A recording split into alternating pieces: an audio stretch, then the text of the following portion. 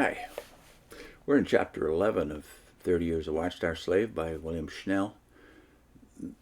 He's talking about the building of the theocracy, and now he talks about doctrinal gyrations. In this phase of my discussion, I will give you a summary of the entire theological structure, if you want to call it that, of the Watchtower system. This will save you months of wading through the labyrinth of Watchtower mysteries and show you what steps were taken to break down Christian truth and what steps were taken to build up theocratic Watchtower truths. Your head may whirl a bit as you read these pages. Well, so did ours.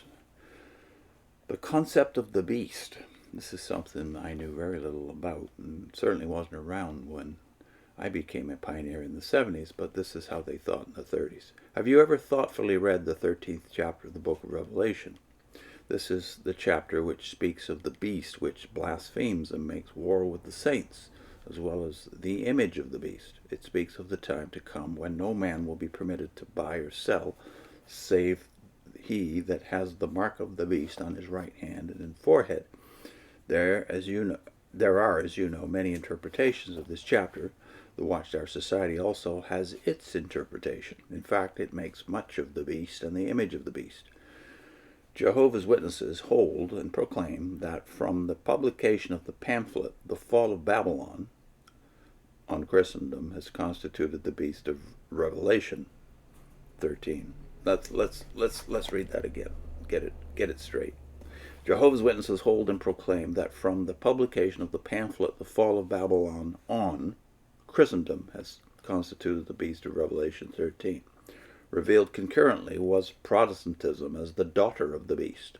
In time, the beast will be perpetuated as a union of Protestants, Catholics, and Jews, which will finally enter into an alliance with the worldly powers. In the end, this body, the beast, will be overshadowed and overreached by the world power.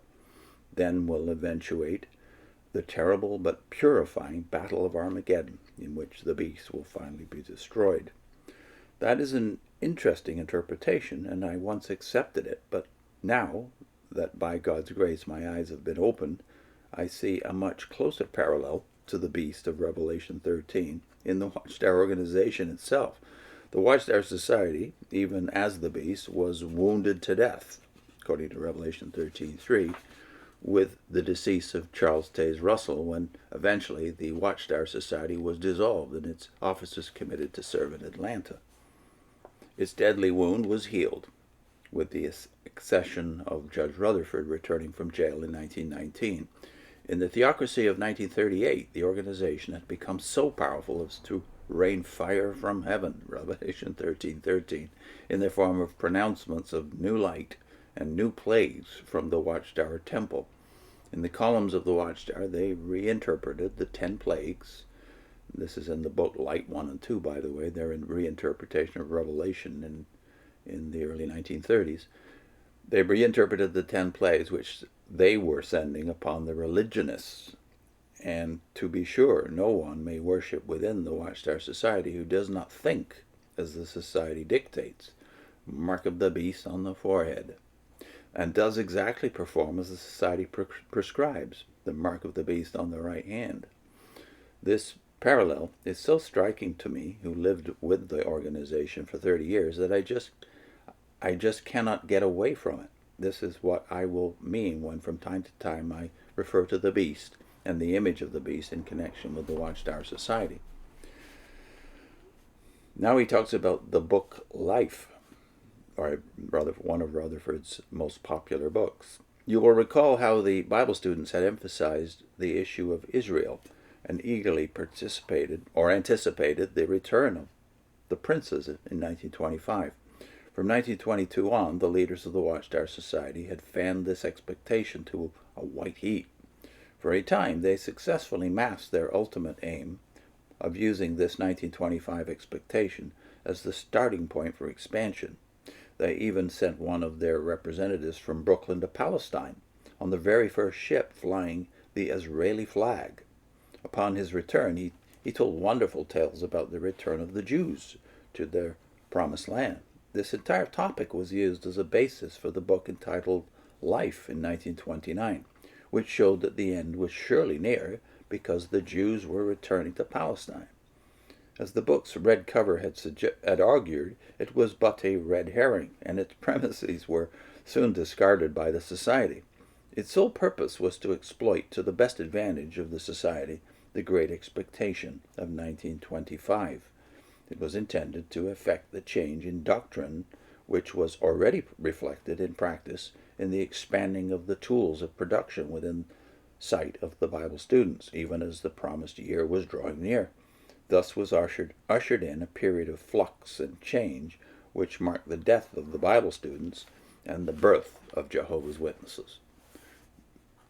Discarding the premise of the book Life, only a year after its publication, the attention was redirected from Israel, now gathering in Palestine, to Jehovah's Witnesses, who now became the spiritual Israelites.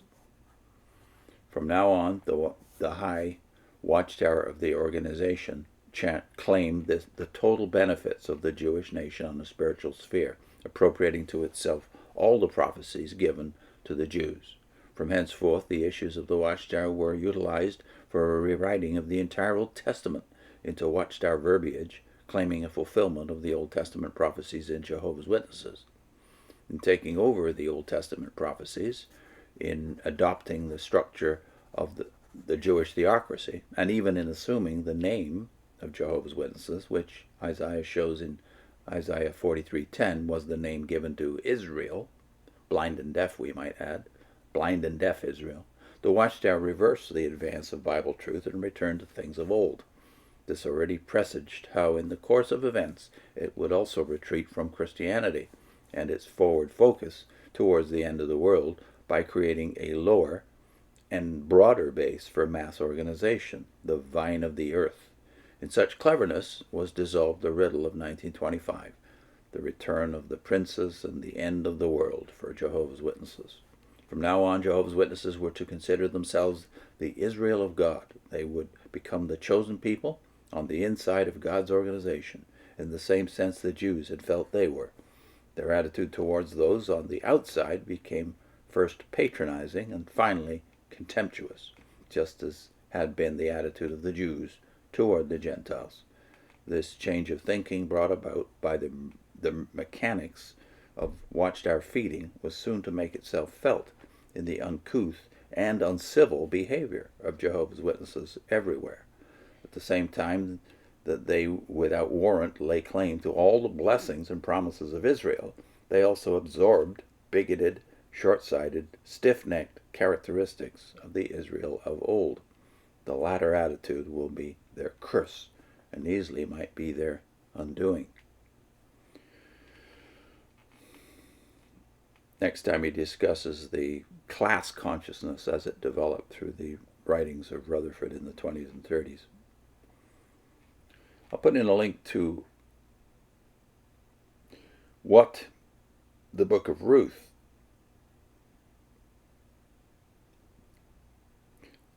and